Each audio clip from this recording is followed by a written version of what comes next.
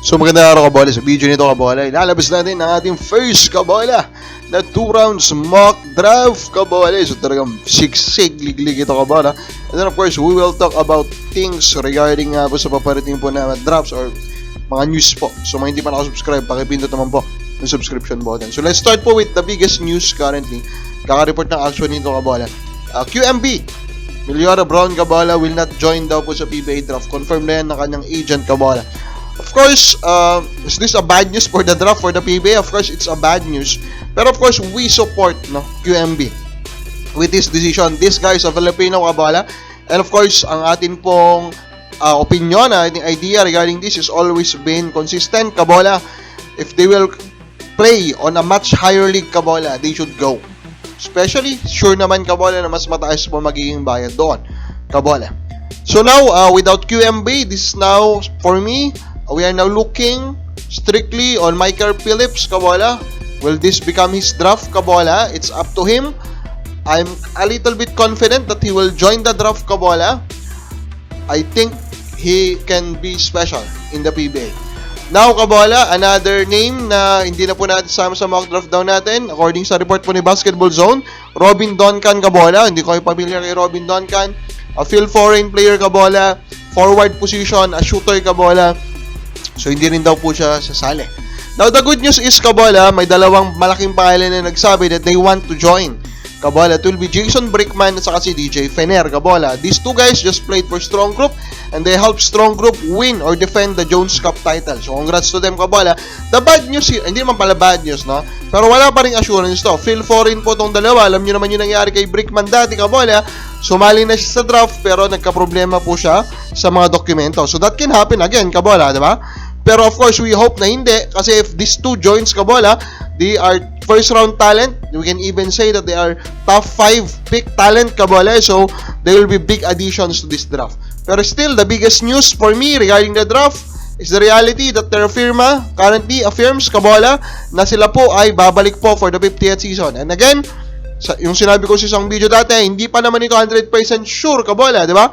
They can always be a rush sale there, kabola. And again, I am always been consistent. Strong Group, please consider buying it now.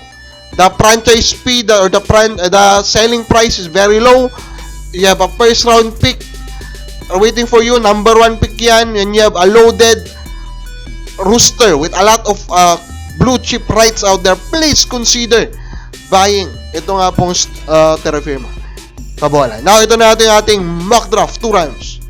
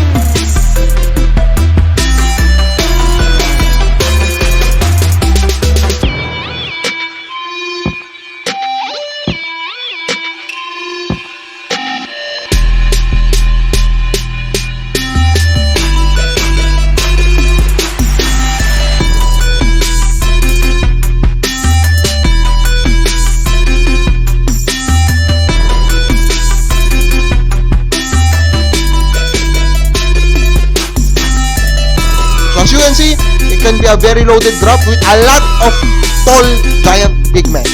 Let us hope po na ganito nga po yung draft. Mga bola, okay ba yung napili ng favorite team mo? Kawin na po, so ba?